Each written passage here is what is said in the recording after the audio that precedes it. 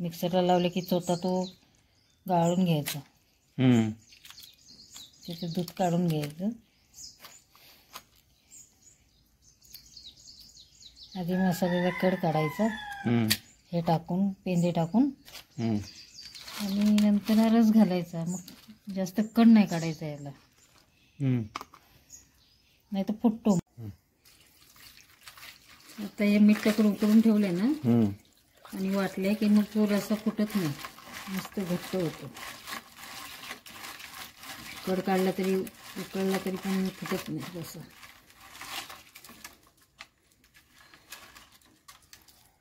आणि असेच कच्चे वाटले तर मग रस्सा फुटण्याची शक्यता असते. तर मित्रांनो, संध्याकाळचे आता 5:30 वाजलेत आणि आम्ही खेकडे पकडून आलो. तुम्ही आधीच ब्लॉग बघितला असेल.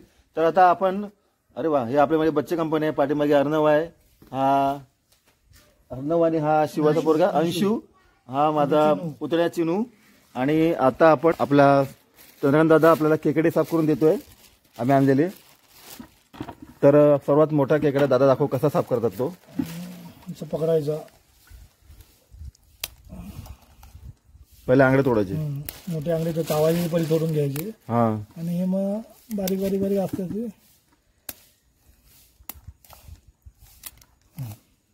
आणि हा नंतर बघ, नंतर मग इथलं इथं हा ते आई साफ करेल. आता खरं बोल ना, दाखव तोडून एक तरी. नाही, तोडून दाखवत नाही, असं ठेवतो. असं इथलं काढायचं. आणि नंतर मग इथून डायरेक्ट असं खिचून घ्यायचं. आपले पायल आणि आर्यन भाऊ आलेत शाळेत ना. अरे अरे, आम्ही खेकडे किती पकडले. हा, एवढी मिळाली. नाक जरा तुला पायल. Good evening.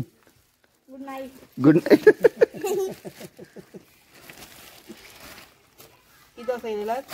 हा, 3:30ला. भरपूर गावले. हा, संभा जात होता आम्ही आणि हा. अरे एवढे मित्रांनो, आता आपण खेकडे साफ करतोय. आई आपल्याला सांगणार आहे ही खेकडे कसे साफ करतात ते. हे असं इथं दाबायचं, मग हे तोंड उघडतं. असं पकडायचं, असं काढायचं बाहेर. हे काय लोक हे आतलं मेंदू मांद पण खातात.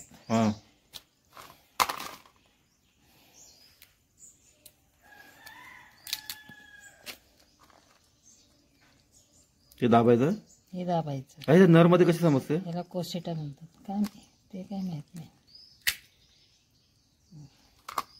फक्त हे ठेवायचं का मांस आहे ते. हे आंगड्या वाटून घ्यायचे, त्या गाळणीने गाळून पाणी तेवढं घ्यायचं. मिक्सरला लावले की चोथा तो गाळून घ्यायचा. त्याचं दूध काढून घ्यायचं. आधी मसाल्याचा कड काढायचा, हे टाकून पेंदे टाकून आणि नंतर रस घालायचा. मग जास्त कड नाही काढायचा याला, नाही तर फुटतो. आता हे मीठ टाकून उकळून ठेवले ना आणि वाटले की मग तो रस्सा फुटत नाही, मस्त घट्ट होतो. कड काढला तरी उकळला तरी पण फुटत नाही रस्सा.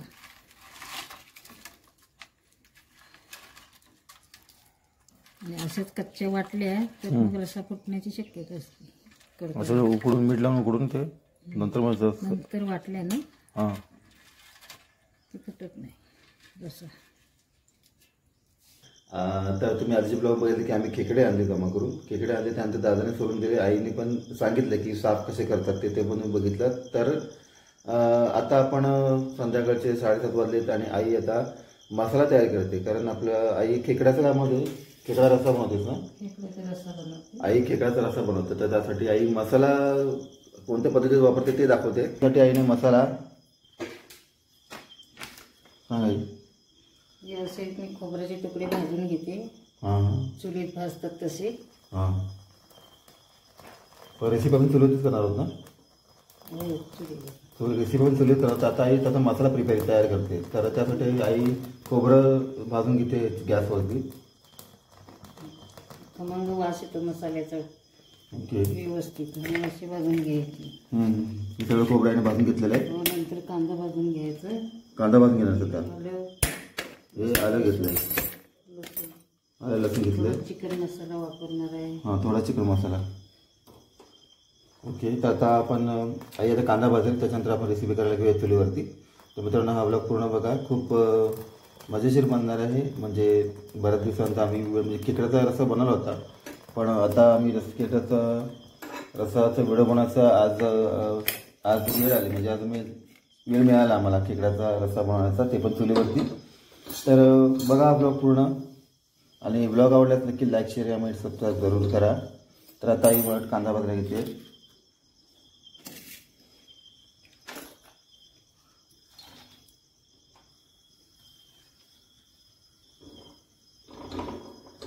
ओके. एकदम लाल भाजून घ्यायचं.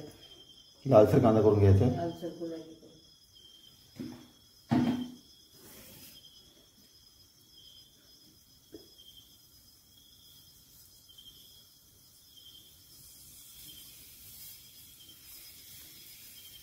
कांदा आता भाजत आलाय. जरा आलं भाजून घेते, लसूण भाजून घेते.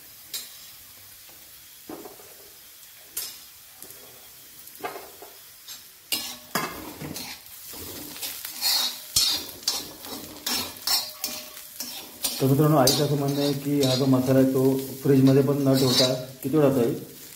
आज 15 दिवस लागतात. आणि असं मग आता हा थंडीचे दिवस आहेत तर तिखट असेलच ना. हो. पण तू इथे पाण्यात ठेवतेस ते काय असतं? पाण्यामध्ये ठेवतेस ते? पाण्यामध्ये ठेवते म्हणजे थंड राहावा, खराब होऊ नये. आणि पाण्यामध्ये भांडं, मसाल्याचं भांडं पाण्यामध्ये ठेवते. अच्छा. तर स्पेशल आहे खेकड्याचा रस्सा बनवण्यासाठी हा मसाला प्रिपेअर करते. मला असा मसाला आवडतो. खोबरं किसून काय भाजून नाही मला आवडत. पण हाच मसाला पाट्यावरती वाटला तर खूप चांगला लागतं. पाट्यावर वाटल्यासारखी टेस्ट असते या मसाल्याला. मिक्सर लावून सुद्धा. हो, असं भाजणी केली ना की पाट्यावर वाटण करतो असं मसाला बनवायला दाखवते वाटल्यानंतर.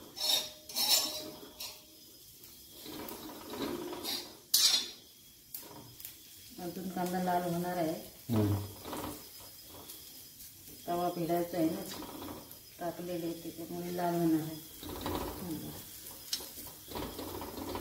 अजून भाजणार आहे ते. विडीवर बारीक करून घेतले, तर मिक्सरला लावते, बारीक करून घेते. आणि आपला आता कांदा, लसूण, आलं सुद्धा याच्यात आलं तळून घेतलेलं आहे. तळून घेतल्यामध्ये तेलामध्ये हे करून घेतलेलं आहे, फ्राय करून घेतलं थोडासा लालसर होईपर्यंत. त्याच्यामध्ये आई काय टाकते? कढीपत्त्याचे पाणी टाकते जरा. ठीक आहे. आता आपण मसाला तयार झाल्यानंतर डायरेक्ट आपण आता जेव्हा रेसिपी बनवली घेऊ तेव्हा भेटूया आपण.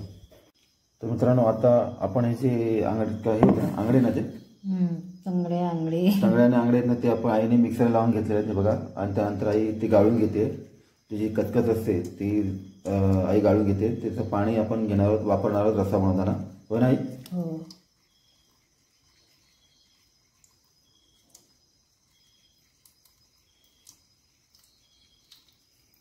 आणि हा जो आपण मसाला प्रिपेअर केला होता त्याच्यामध्ये आईने खेकडे टाकले त्याच्यामध्ये.